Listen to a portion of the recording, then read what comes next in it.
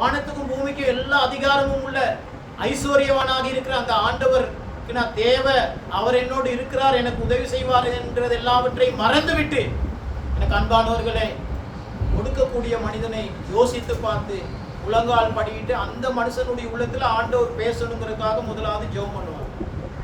நீங்க எத்தனை பேர் அப்படி செஞ்சிருக்கீங்க? ஆண்டவரே இப்படிப்பட்ட ஒரு நபர் இடத்துல தான் நான் போறேன் ஆண்டவர், இன்றைக்கு காலையிலேயே அவருடைய உள்ளத்துல நீங்க பேசணும் ஆண்டவரே, அவருடைய உள்ளத்துல பேசி ஆண்டவரே எனக்கு தேவைப்பட்ட காரியத்தை அவர் மூலமாக சந்திக்கணும் ஆண்டவர். ஆண்டவரே நீங்க எனக்கு சந்திக்கணும், நீங்க தான் என்னை தெரிந்து கொண்டவர், நீங்க தான் எனக்கு அழைத்தவர், நான் உங்களுக்கு தேவை ஆண்டவரே, நீங்க என்னுடைய தேவைகள் எல்லாவற்றையும் சந்திங்க ஆண்டவர்னு சொல்லி கேட்க மாட்டோம்.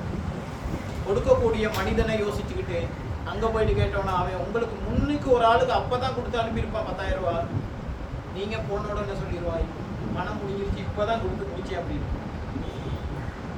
ஆண்டவர் இடத்துல எதையுமே என்ன செய்யலாம், தைரியமாய் கேட்கலாம். சின்ன பிள்ளைகளா இருந்தாலும் பெரியவர்களா இருந்தாலும் யாரா இருந்தாலும் முழங்கால் படிக்கிட்டு ஆண்டவருடைய சமூகத்தில் உட்காந்து பாட்டு பாட முடியும்னா பாட்டு பாடி, பைபிள் வாசிக்க முடியுமா வாசித்து துதிச்சு ஸ்தோத்திரம் பண்ணி நமஸ்காரம் பண்ணி ஆண்டவரிடத்துல உங்களுடைய தேவைகளை கேட்டீங்கன்னா அவர் நிச்சயமா உங்களுக்கு கொடுப்பார். கேட்கிறவன் எவனும் பெற்றுக் கொடுக்கிறான், கேட்காமல் ஒரு நாள் கிடைக்காது. அநேக நேரங்களில் நம்ம அந்த என்ன சொல்றது, நம்ம தமிழ்ல சொன்னா சோம்பேறித்தனத்துக்காக ஜெபம் பண்ணாம நாங்க சொல்லுவோம், ஆண்டவருக்கு தெரியும் தானே, அவர் பார்த்துக்குவாரு, அவர் கொடுப்பாரு, அவருக்கு தெரியும் தானே.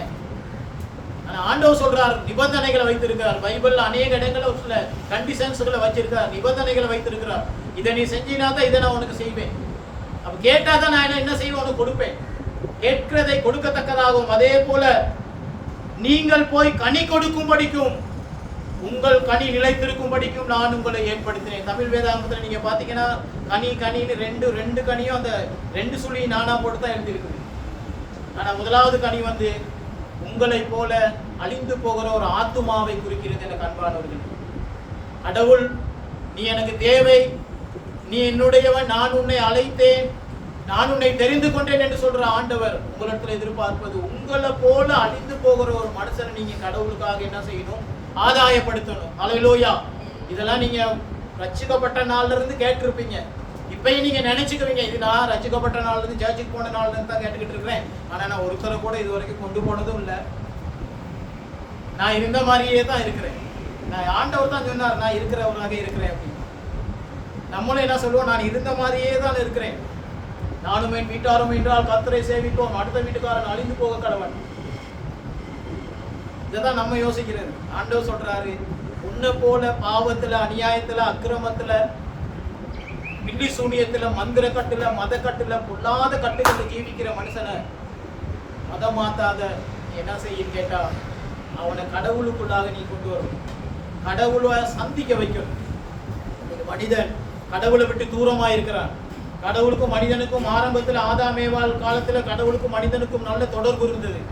ஆதாம் ஏவாளுடைய கீழ்ப்படியாமை நிமித்தம் அவர்களுக்கும் கடவுளுக்கும் இருக்கிற தொடர்பு துண்டிக்கப்பட்டு பிரிவினை ஒன்று வந்தது. எனக்கு அன்பானவர்கள், அல்ல நீங்க வேதாகமத்துல ஆதியாகமம் 3ஆம் அதிகாரத்துல வாசிச்சு பார்த்தீங்கன்னா, பகலிலே குளிர்ச்சியான வேளைகளிலே ஆண்டவர் வருகிற சத்தத்தை கேட்டு ஆதாம் ஏவாளும் போய் ஆண்டவரோடு அப்படியே உலாவி கொண்டிருந்தார்கள் சொல்லி வேதத்தில் சொல்லப்பட்டிருக்கிறது. ஆனால் இன்றைக்கு அந்த சாப்பிட வேண்டாம் என்று சொன்ன அந்த விருட்சத்தின் கனியை சாப்பிட்டார்களோ அன்றையோடு கடவுள் வர நேரத்தில் என்ன செஞ்சாங்க, அதுக்கு பிறகு ஒளிந்து கொண்டார்கள் சொல்லி பைபிள் சொல்லப்பட்டிருக்கு. ஒளிந்து கொண்டார்கள் என்று சொன்னால் ஆண்டவரோடு முகமுகமாக பேசுறதுக்கு விருப்பம் இல்லை, தொடர்பு வைக்கிறதுக்கு விருப்பம் இல்லை. தொடர்பு வந்து கனெக்ஷன் வந்து துண்டிக்கப்பட்டு விட்டது. துண்டிக்கப்பட்டு விட்ட உடனே இடையில வந்துட்டு யாருன்னு கேட்டா, முதல்ல 2 பேரும் ஒன்றா தான் இருந்தாங்க, இப்படி கடவுளும் மனிதர்களும். ஆனால் பிசாசு வந்ததுக்கு பிறகு பிரிவு ஏற்பட்டது, இடையில பிசாசு வந்து விட்டார். அதே பிசாசானவன் இன்றைக்கும் என்ன செய்யறான்னு கேட்டா, மும்மரமாய் கிரியை செய்து கொண்டிருக்கிறான். அல்லேலூயா.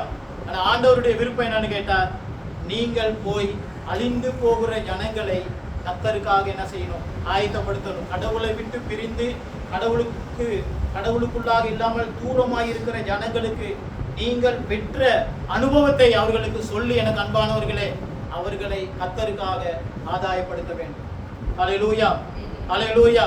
நம்ம யோசிச்சு பார்க்கணும், யார் அழிந்து போய் கொண்டிருக்கிறது, யார் பாவத்துல ஜீவிக்கிறாங்க, யார் நோயில இருக்கிறாங்க, யார் பிசாசு பிடித்து ஜீவிக்கிறாங்க, யாருக்கு ஆண்டவர் தேவை என்பதை நாங்க யோசித்து பார்த்து தேடி பார்த்து அவர்களை கர்த்தருக்காக நாங்கள் ஆதாயப்படுத்துவதை ஆண்டவர் விரும்புகிறார். நீங்க வாட்சி பார்த்துருப்பீங்க, மத்தேயு புத்தகத்துல ஒரு இடத்துல சொல்லப்பட்டிருக்கிறது, நினைக்கிறேன் 6ஆம் அதிகாரம் 7ஆம் அதிகாரத்துல போய் சொல்றாங்க, ஆண்டவரே உடைய நாமத்தினால அதை செஞ்சோம் இதை செஞ்சோம் எல்லாத்தையும் செஞ்சோம். ஆண்டவர் என்ன சொல்றாரு அவங்களை பார்த்து, நான் உங்களை அறியேன். கடவுளுக்கு மெயின் தேவை உங்க மூலமா என் மூலமாக அழிந்து போகிற மனுஷனை என்ன செய்யணும்? கர்த்தருக்காக ஆதாயப்படும். நம்ம சொல்லக்கூடாது, நம்ம வாயில இருந்து ஒரு நாள் வரக்கூடாது, அவன் செஞ்ச பாவம் தான் அவன் அப்படி அனுபவிச்சுக்கிட்டு இருக்கிறான், அவனுக்கு இது தேவை, அவன் அனுபவிக்கணும், என் கண்ணுனால இதை நான் பார்க்கணும். இதெல்லாம் கிறிஸ்தவங்களுடைய வாயில வரக்கூடாது, கர்த்தருடைய பிள்ளைகளுடைய வாயில வரக்கூடாது. எப்படியாவது அவங்களை என்ன செய்யணும்னு கேட்டா நாங்க ஆதாயப்படுத்தணும். அடுத்து சொல்லப்பட்டிருக்குது, உங்கள் கனி நிலைத்திருக்கும்படி. எங்களுடைய கனி தான் கலாத்தியர் 5ஆம் அதிகாரத்துல நீங்க வாசிச்சு பார்த்தீங்கன்னா, ஆவியின் கனியோ அன்பு, சந்தோஷம், சமாதானம், நீடிய பொறுமை, தயவு, நற்குணம், சாந்தம், இச்சை அடக்கம், இதெல்லாம் சொல்லி இந்த கனி உங்களுக்குள்ளாக எப்பொழுதுமே என்ன செய்யணும்? நிலைத்திருக்கணும். வீட்டில் இருக்கும் பொழுதும், தூங்கும் பொழுதும், பஸ்ல போகும் பொழுதும், நடக்கும் பொழுதும், பாடசாலைக்கு போகும் பொழுதும், தொழிலுக்கு போகும் பொழுதும், ஆட்டோ ஓடுற நேரத்திலையும், எல்லா நேரத்திலும் இந்த கனி உங்களுக்குள்ளாக என்ன செய்யணும்? நிலைத்திருக்கணும். அன்பு, சந்தோஷம், சமாதானம். ஒரு அமௌண்ட் எதிர்பார்த்து ஆட்டோ ஓடிக்கிட்டு போறீங்க, போன உடனே குறைச்சி தான் கொடுக்குறாங்க, சந்தோஷமா அதை வாங்கிக்க வேண்டியதான். ஆண்டவர் அதை விட பல மடங்கு இந்தியாவுக்கு கொடுப்பாரு. அவன் இடத்துல ரோட்டில் நிப்பாட்டி வச்சு ஃபைட் பண்ணிக்கிட்டு 4 பேர் கூடி வந்து யாரோ அங்கே இங்கே சொல்லி எல்லாம் தேடி ஒரு ஜனக்கூட்டமே வந்து கடைசி நேரத்தில் சனி தம்பி அவங்க இல்லைன்னு தானே சொல்கிறாங்க, நிறைய சரி வாங்கிக்கங்க வீட்டு போங்கன்னு சொல்லி அந்த நேரத்தில் போகிறத விட சந்தோஷமா சமாதானமா போகிறது, அதே ஆவியின் கனி எங்களுக்குள்ளாக நிலைத்திருக்கிறதுன்னு சொல்லியாரு.